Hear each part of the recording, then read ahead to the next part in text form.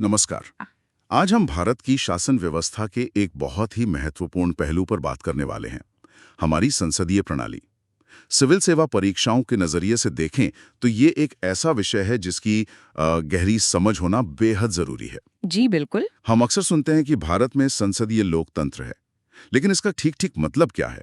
संविधान ने केंद्र और राज्यों दोनों ही जगहों पर सरकार के इसी स्वरूप को क्यों चुना? संविधान के अनुच्छेद 74 और 75 केंद्र के लिए और अनुच्छेद 163 और 164 राज्यों के लिए इसी व्यवस्था की नींव रखते हैं। ये तो हम जानते हैं। बिल्कुल, अगर हम दुनिया भर की आधुनिक लोकतांत्रिक सरकारों को देखें तो उन्हें मोटे तौर पर दो हिस्सों में बांटा जा सकता है। एक होती है संसदीय प्रणाली और दूसरी अध्यक्षीय। और ये बंटवारा इस बात पर निर्भर करता है कि सरकार की कार्यपालिका यानी एग्जीक्यूटिव और विधायिका लेजिस्लेटिव के बीच रिश्ता कैसा है, उनकी शक्तियां कैसे बटी हैं। तो आज हम इसी रिश्ते को समझने की कोशिश करेंगे। संसदीय प्रणाली क्या होती है, भारत में इसकी क्या खास बातें हैं और संविधान निर्माताओं ने इसी प्रणाली को क्यों अपनाया। हम बीच बीच में इसकी तुलना अध्यक्षीय प्रणाली से भी करेंगे ताकि तस्वीर और साफ हो सके। चलिए शुरू करते हैं। सबसे पहले एकदम बुनियादी बात, संसदीय प्रणाली आखिर है क्या? सरल शब्दों में कहें तो संसदीय प्रणाली वो व्यवस्था है जिसमें कार्यपालिका यानी सरकार चलाने वाले मंत्रीगण अपनी सभी नीतियों और कामों के लिए सीधे विधायिका यानी संसद के प्रति जिम्मेदार होते हैं।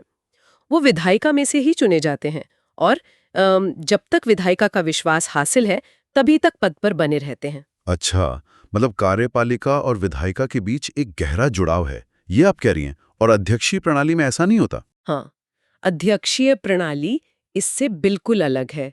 उसमें कार्यपालिका विधायिका के प्रति सीधे तौर पर उत्तरदायी नहीं होती। कार्यपालिका का प्रमुख, जैसे अमेरिका में राष्ट्रपति, वो अलग से चुना जाता है और उसका कार्यकाल विधायिका की मर्जी पर निर्भर नहीं करता। दोनों के बीच शक्तियों का एक स्पष्ट बंटवारा होता है। हाँ, और हमारी संसदीय प्रणाली को तो कई और नामों से भी जाना जाता है ना? जैसे कैबिनेट सरकार या उत्तरदायी सरकार। जी हाँ। इसे वेस्टमिंस्टर मॉडल भी कहते हैं क्योंकि इसकी जड़ें ब्रिटिश संसद यानी वेस्टमिंस्टर में है। ब्रिटेन के अलावा कनाडा, जापान और हमारे देश भारत में भी यही मॉडल अपनाया गया है। जबकि अध्यक्षीय प्रणाली, जिसे कभी-कभी गैर उत्तरदायी या ज्यादा स्थिर होने के कारण स्थिर कार्यकारी प्रणाली भी कहा जाता है, वो अमेरिका, ब्राजील, रूस जैसे देशों में है। आइवर जेनिंग्स जैसे विद्वानों ने संसदीय प्रणाली को कैबिनेट प्रणाली कहा है क्योंकि इसमें असली शक्ति कैबिनेट या मंत्री परिषद के हाथ में होती है। वही एक तरह से सत्ता का केंद्र होती है। और इसी कैबिनेट के मुखिया यानी प्रधानमंत्री की भूमिका भी काफी विकसित हुई है ना? पहले उन्हें बराबर वालों में पहला यानी प्राइमस इंटर पारेस कहा जाता था, पर अब? हाँ, पर आजकल तो प्रधानमंत्री की शक्ति और प्रभाव इतना बढ़ गया है कि कई लोग इसे प्रधानमंत्री सरकार यानी प्राइम मिनिस्ट्रियल गवर्नमेंट कहने लगे हैं। चाहे वो ब्रिटेन हो या भारत, ये चलन दोनों जगह दिखता है। ये तो हुई अवधारणा की बात।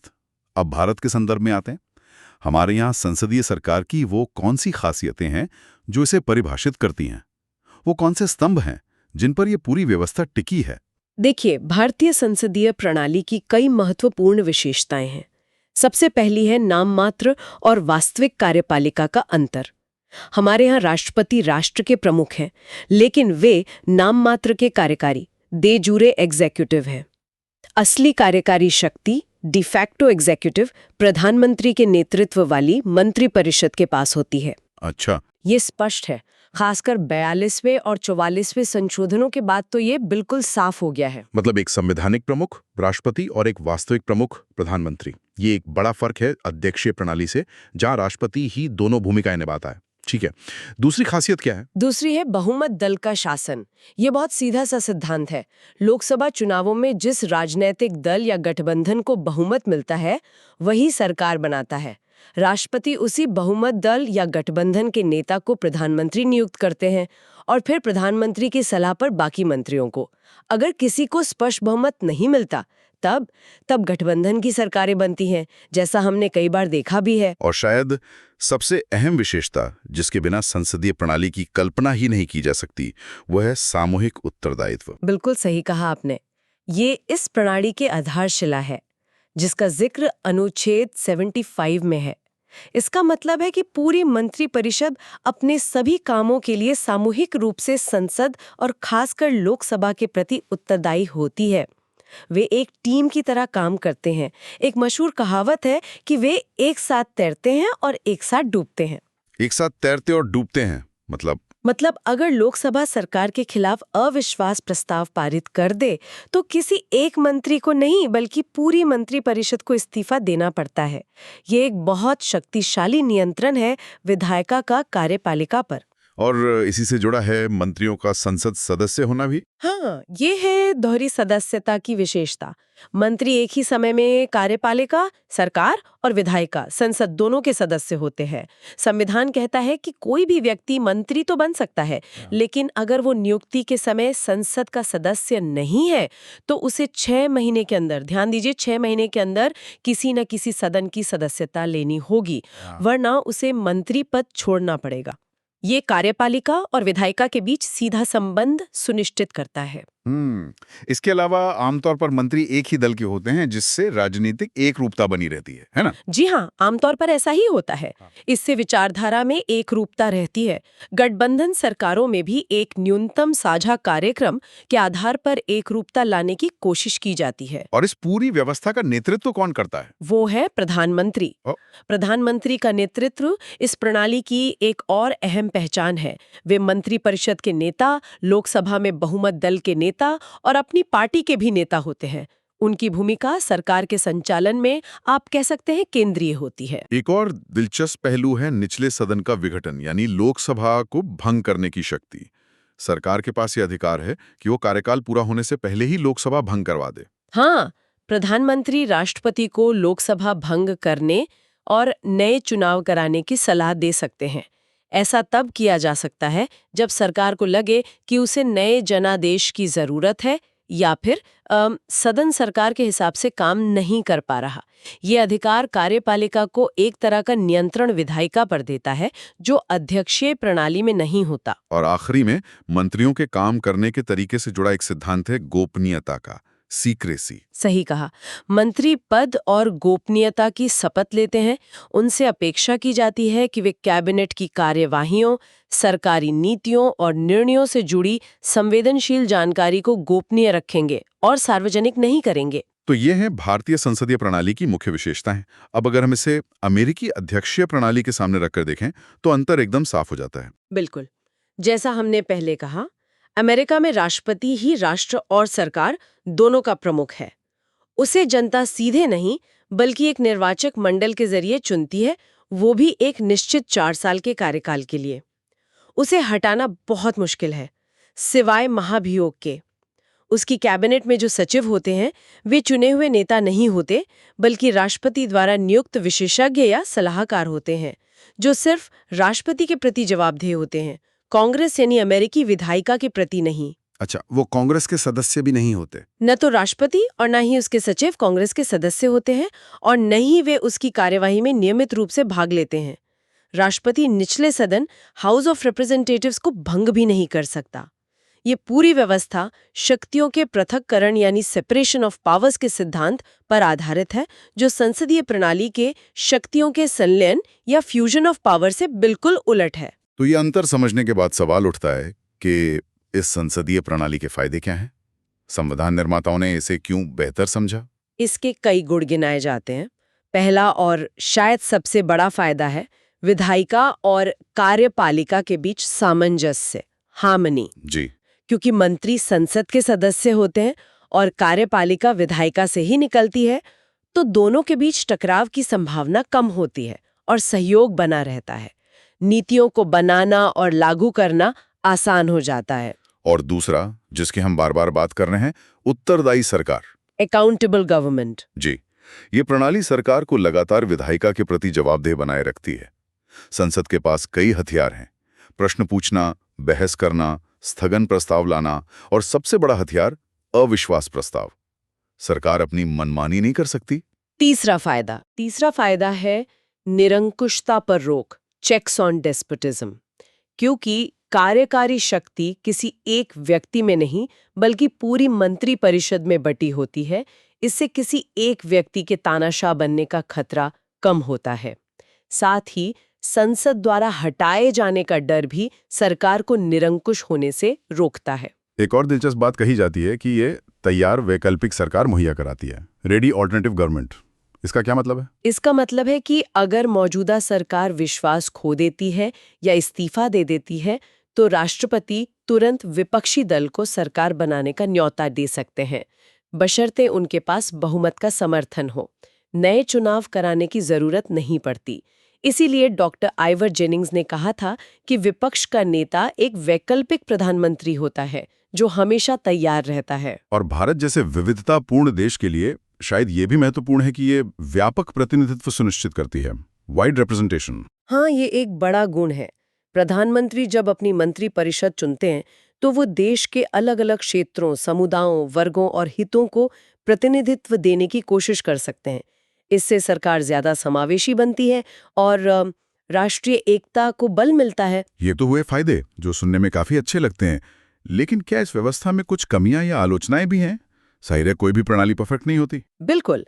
इसकी सबसे बड़ी आलोचना है अस्थिर सरकार का खतरा, इंस्टेबिलिटी। क्योंकि सरकार का अस्तित्व लोकसभा में बहुमत पर टिका होता है, ये कभी भी गिर सकती है।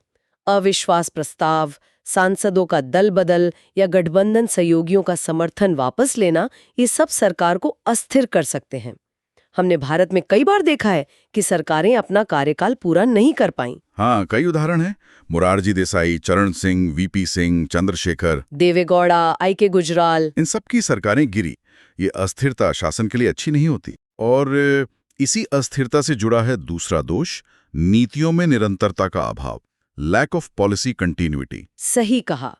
जब सरकारें जल्दी जल्दी बदलती हैं तो दीर्घकालिक योजना बनाना और उन्हें लागू करना मुश्किल हो जाता है। हर नई सरकार अक्सर पुरानी सरकार की नीतियों को बदल देती है। इससे देश के विकास की गति धीमी पड़ सकती है। जैसे 1977 में जनता पार्टी ने कांग्रेस की नीतियों को बदला, फिर 1980 में कांग्रेस ने वापस आकर जनता पार्टी की नीतियों को उलट दिया। और एक और गंभीर आलोचना है कैबिनेट की तानाशाही का खतरा, डिक्टेटरशिप ऑफ द कैबिनेट। ये कैसे? ये सुनने में थोड़ा अजीब लग सकता है क्योंकि हमने अभी निरंकुशता पर रोक की बात की थी।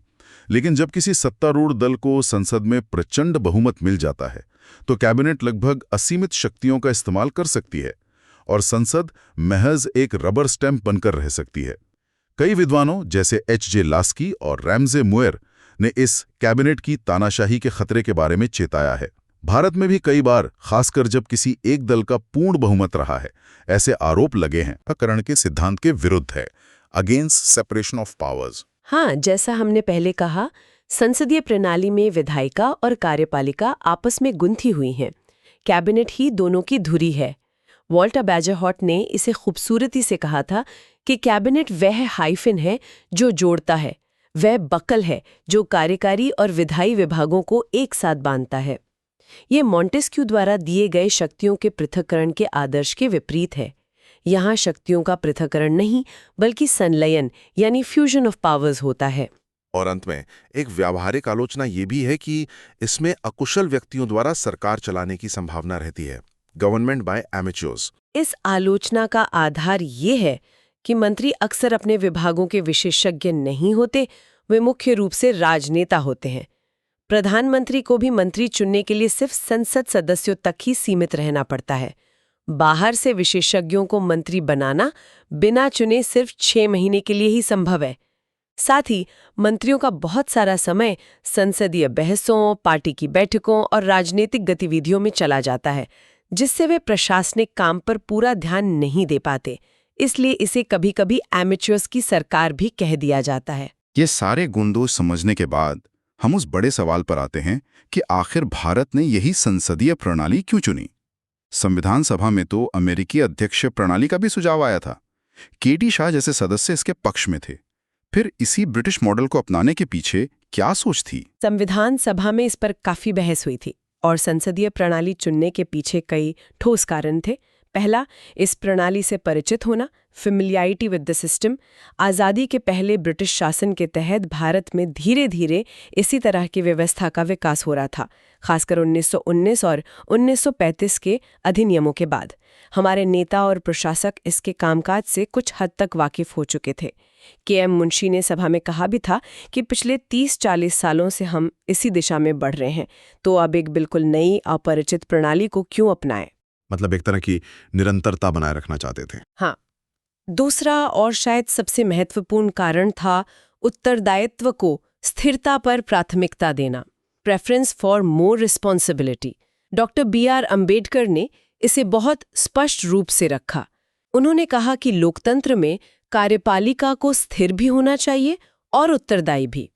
अमेरिकी प्रणाली ज्यादा स्थिरता देती है, लेकिन उसमें उत्तरदायित्व कम है। वहीं ब्रिटिश प्रणाली में उत्तरदायित्व ज्यादा है, पर स्थिरता थोड़ी कम हो सकती है। संविधान निर्माताओं ने महसूस किया कि भारत जैसे देश के लिए एक ऐसी सरकार ज्यादा जरूरी है जो लगातार जनता और उनके प्रतिनिधियों के प्रति जवाबदेह हो, भले ही उसमें थोड़ी अस्थिरता का खतरा क्यों ना हो। इसलिए उन्होंने उत्तरदायित्व को चुना। ठीक है, और कोई कारण? तीसरा, वे विधायिका और कार्यपालिका के बीच लगातार टकराव से बचना चाहते थे। Need to avoid conflicts. अध्यक्षीय प्रणाली में अक्सर राष्ट्रपति और विधायिका के बीच गतिरोध पैदा हो जाता है, खासकर तब जब दोनों जगह अलग अलग दलों का बहुमत हो। संविधान निर्माता नहीं चाहते थे कि एक नया आज़ाद हुआ देश अपनी ऊर्जा इन संघर्षों में बर्बाद करे। और चौथा कारण था भारतीय समाज की विविधतापूर्ण प्रकृति, nature of Indian society. Bharat अनेकों धर्मों, भाषाओं, संस्कृतियों और क्षेत्रों का देश है। संसदीय प्रणाली में मंत्री परिषद के जरिए इन सभी विविधताओं को सरकार में प्रतिनिधित्व देना ज्यादा आसान होता है।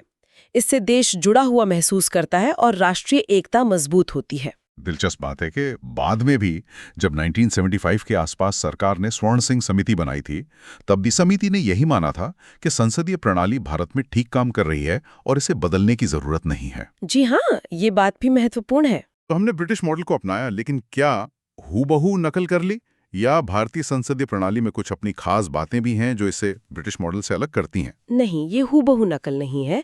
भारतीय जरूरतों और परिस्थितियों के हिसाब से इसमें कई महत्वपूर्ण बदलाव किए गए हैं। कुछ मुख्य अंतर इस तरह हैं। पहला, भारत एक गणराज्य है। हमारा राष्ट्र प्रमुख यानी राष्ट्रपति चुनावा होता है, जबकि ब्रिटेन एक राजशाही है। वहाँ राष्ट्र प्रमुख वंशानुगत होता है, राजा या रानी। ये एक बुनियादी फर्क है। बिल्कुल, रिपब्लिक वर्सेस मोनार्की। दूसरा, ब्रिटेन में संसद की संप्रभुता का सिद्धांत लागू होता है। मतलब वहाँ संसद सर्वोच्च है, वो कोई भी कानून बना या बदल सकती है। भारत में संसद सर्वोच्च नहीं है। हमारे यहाँ संविधान सर्वोच्च है। संसद की शक्तियाँ संविधान द्वारा सीमित हैं और न्यायपालिका जुडिशियल रिव्यू के जरिए संसद के बनाए कानूनों की समीक्षा कर सकती है। साथ ही हमारी संघीय व्यवस्था और मौलिक अधिकार भी संसद की शक्तियों को सीमित करते हैं। ये बहुत बड़ा अंतर है। और तीसरा, ब्रिटेन में एक परंपरा है कि प्रधानमंत्री को निचले सदन यानी हाउस ऑफ कॉमन्स का ही सदस्य होना चाहिए। भारत में ऐसी कोई बाध्यता नहीं है। हमारे प्रधानमंत्री लोकसभा या राज्यसभा किसी भी सदन के सदस्य हो सकते हैं। इंदिरा गांधी, देवेगौड़ा, मनमोहन सिंह ये सब प्रधानमंत्री बनते समय राज्यसभा सदस्य थे।